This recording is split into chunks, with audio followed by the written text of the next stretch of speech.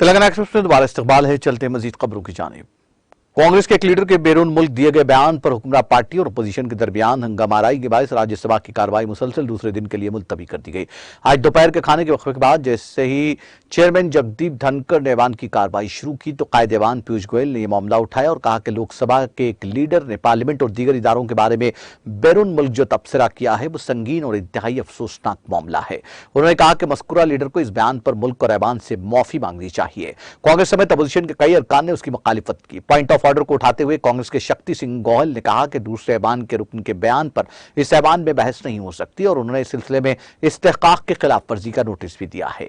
Bharatiya Janata party के भूपेंद्र यादव ने कहा कि वो कायदे ऐवान के बयान की हिमायत करते हैं। उन्होंने कहा कि पार्लियामेंट का मतलब यह है कि राज्यसभा और लोकसभा दोनों पर मुश्तमिल है और इससे कबल 1950 की दहाई में भी दूसरे ऐवान के एक रुकन के बयान पर इस ऐवान में बहस हुई थी। उन्होंने कहा कि कायदे ऐवान का मुतालबा जायज है और मज़कूरा कायद को मुल्क के बारे में काबिल एतराज बयान देने पर माफी मांगनी चाहिए। चेयरमैन ने कहा कि बहुत संजीदा मामला है और उन्होंने इस पर कायदे ऐवान और कायदे हिज़्ब इख्तिलाफ से बात की है। इसके अलावा उन्होंने ऐवान के कई दीगर सीनियर अरकान से भी बात की और इस मामले पर ठोस इंतजाम करना जरूरी है। उन्होंने कहा कि इस मामले पर उन्होंने आज ऐवान में मुख्तलिफ जमातों के कायदीन की मीटिंग तलब की।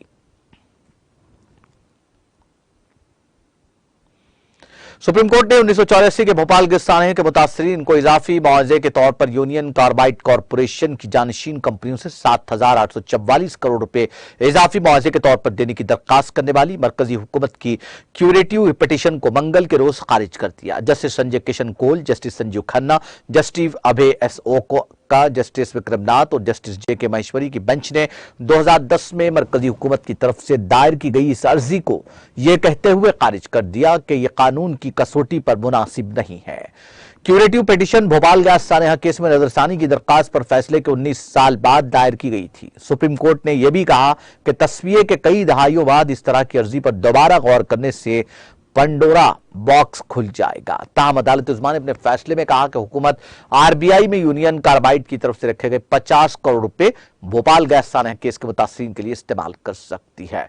सुप्रीम कोर्ट ने मुतासरीन को मुआवजा देने के सिलसिले में मरकजी हुकूमत की मुबैना लापरवाही पर बरहमी का इजहार करते हुए कहा कि वो अपनी जिम्मेदारी से बच नहीं सकती। मुतासरीन के लिए इंश्योरेंस पॉलिसी न लाने की जिम्मेदारी खुद हुकूमत ने नहीं ली। अदालत ने कहा कि हुकूमत अदालत से यह नहीं कह सकती कि वो यूसीसी को अपनी गफलत की जिम्मेदारी थोपने की हिदायत दे। सुप्रीम कोर्ट ने 12 जनवरी को यूनियन कार्बाइड की जानशीन कंपनियों की तरफ से पेश होने वाले सीनियर एडवोकेट हरीश साल्वे, मरकज की तरफ से पेश हुए अटॉर्नी जनरल आर वेंकटरमणी और सीनियर एडवोकेट संजय पारेख और एडवोकेट करुणानिधि के दलाइल सुनने के बाद अपना फैसला महफूज रख लिया था।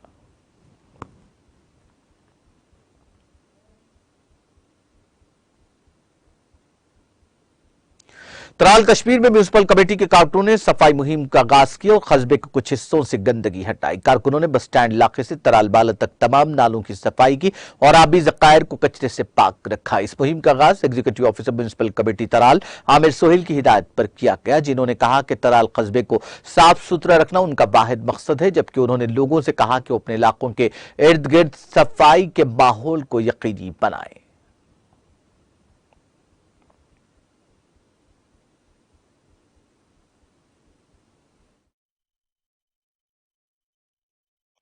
देखिए, ये एक ऑनगोइंग कैंपेन है हमारा। जो भी हमारे एसेट्स हैं पूरे टाउन में उनकी अच्छे से सफाई करना, उनको क्लीन रखना।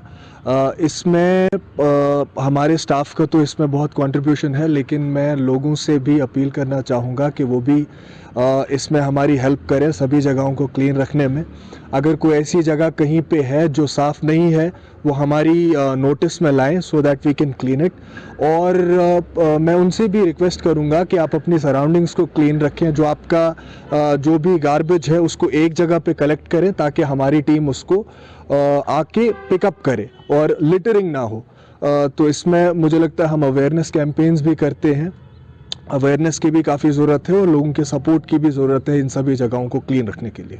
एग्जैक्टली जैसा मैंने अभी बताया कि इसमें हमें सभी स्टेक होल्डर्स का सपोर्ट चाहिए होगा, कंट्रीब्यूशन चाहिए होगा इन जगहों को क्लीन रखने के लिए।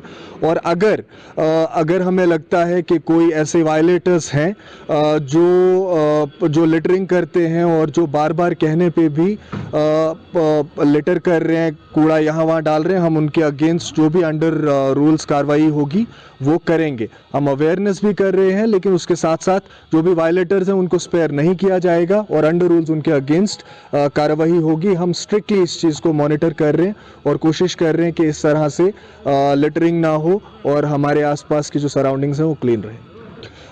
खास मकसद यही है कि जो भी वाटर बॉडीज़, स्पेशली हमारी सारी वाटर बॉडीज़ हैं, वो क्लीन रहें। ये हम एक कैंपेन मोड पे चला रहे हैं।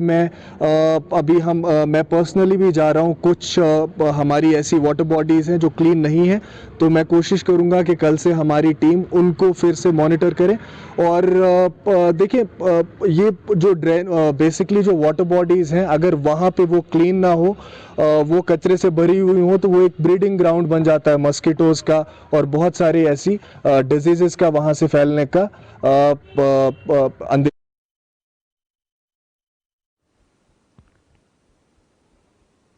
DDC member Tral Kashmir doctor Harbakhsh Singh ने आज कारमुला इलाके में एक तकरीब के दौरान कई क्रिकेट टीमों में अपने अमृत ट्रस्ट में से स्पोर्ट्स किट तकसीम किए। इस मौके पर उन्होंने खिलाड़ियों से बातचीत भी की और उन पर जोर दिया कि वो खेलकूद में शमूलियत करें और स्पोर्ट्स को अपना करियर बनाएं। उन्होंने बताया कि खेलकूद से इंसान की जिस्मानी और जहनी सेहत भी ठीक रहती है।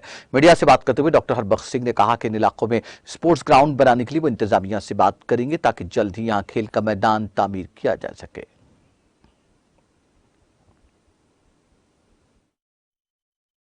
अमृत चैरिटेबल ट्रस्ट, जिसके तहत CSR में हमने पिछले साल बच्चों को बैग दिए थे। इस साल एक कंपनी के साथ एरोमा कंपनी है और कल्याण लंगर सेवा है दिल्ली से, उनके साथ एक शूज़ हम दे रहे हैं। इस बार पिछली बार बैग दिए थे। आज चूंकि हमने कुछ लोगों को किट्स पिछली बार दिए थे, तो लेकिन वो कुछ गांव रह गए थे। जैसे एक पंचायत है, हमने एक स्पोर्ट्स किट दिया था, लेकिन उस पंचायत में 2 गांव हैं, तो हमने कोशिश की सब गाँवों को बैलेंस करने की। तो ये हमने अपनी ट्रस्ट की तरफ से मैंने आज ये क्रिकेट किट्स यहाँ पे, जैसे बटनूर है, कारामुला है, नाड़ है, चिवा है और पिंगलिश है और कविल कारगा है, इनमें स्पोर्ट्स किट और वॉलीबॉल किट्स बांटे। तो मैं चाहता हूँ ये जो हमारे नौजवान हैं यहाँ, इनकी बड़ी धीरे ना मांग है। खासकर बटनूर और कारामुला में ग्राउंड नहीं है, ये बहुत बड़ी डिमांड है। तो मैं गवर्नमेंट के साथ ये डिमांड उठाऊंगा। 4 ग्राउंडों के लिए हमने स्पोर्ट्स काउंसिल को लिखा है, जिसमें चिवा उल्लड़ है, छतरुगाम है, कविल कारगा और मेडूरा है।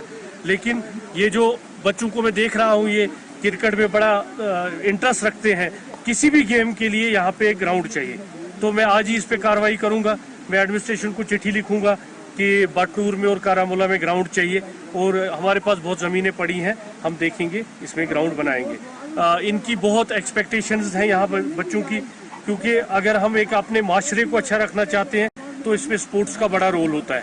तो मैं शुक्रगुजार हूँ उन दोस्तों का भी जो मुझे ट्रस्ट में मदद करते हैं, जिन्होंने आज मुझे ये मदद की है क्रिकेट किट्स खरीदने में, ये तो वो उनका भी शुक्रिया अदा करता हूँ।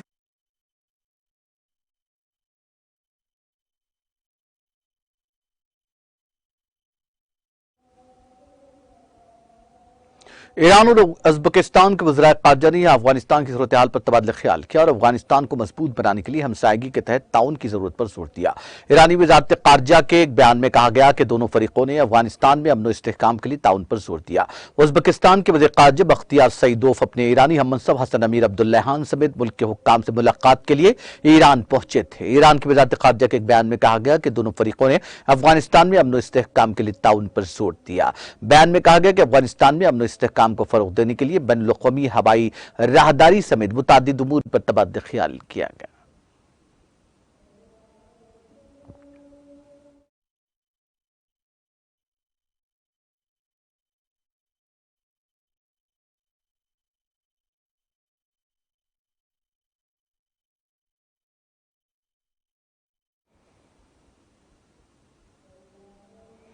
पांचवें ग्लोबल सिक्योरिटी फोरम का आगाज कतर के वजीर-ए-आजम और वजीर खारजा शेख मोहम्मद बिन अब्दुर्रहमान अल सानी के खिताब से हुआ। फोरम में शामिल ईरान की वजारत खारजा ने एक बयान में कहा कि दोनों फरीकों ने अफगानिस्तान में अमन इस्तेहकाम के लिए ताउन पर जोर दिया। ग्लोबल सिक्योरिटी फोरम ने पीर के रोज एक बयान में कहा 2023 ग्लोबल सिक्योरिटी फोरम का थीम ग्लोबल ऑर्डर की तश्कील नौ करना है। फोरम ने कहा कि कॉन्फ्रेंस दीगर मौज़ूआत के अलावा बहरान और ताउन पर बातचीत समेत बैनुल-अक़वामी तनाजुर पर तवज्जो मरकूज करेगी।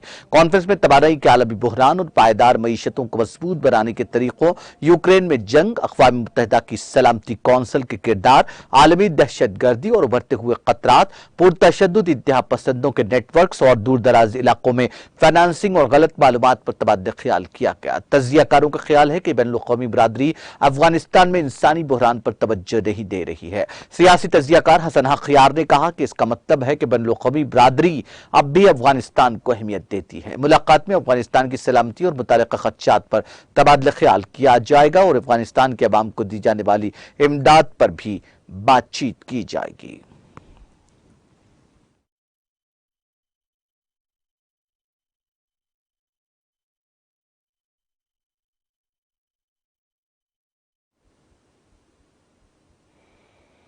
आखिर में सुर्खियां एक बार फिर। मुल्क में की गई नोटबंदी की वजह से 5 लाख करोड़ का नुकसान। नोटबंदी के नताइज पर व्हाइट पेपर जारी करने रियासती वजीर फाइनेंस हरीश राव का मरकज से मुतालबा।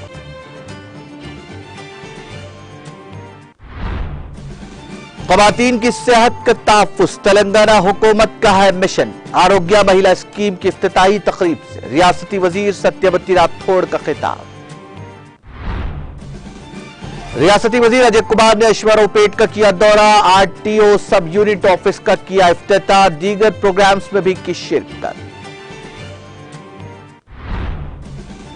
मुल्क और रियासत में कांग्रेस और बीजेपी से कुछ नहीं होने वाला, बीआरएस का ही मुस्तकबिल है ताबदार। कांग्रेस कायदीन की बीआरएस में शमूलियत के मौके पर रियासती वजीर दयाकर राव का खिताब।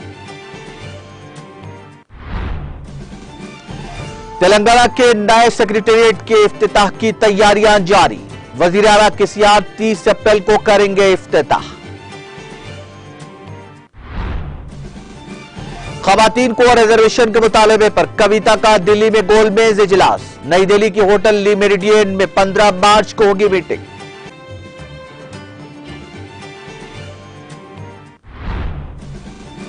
और लोकसभा में हुक्मरान जमात और अपोजिशन के दरमियान हंगामा राई। हंगामे के बायस राज्यसभा की कार्रवाई दिन भर के लिए मुलतवी।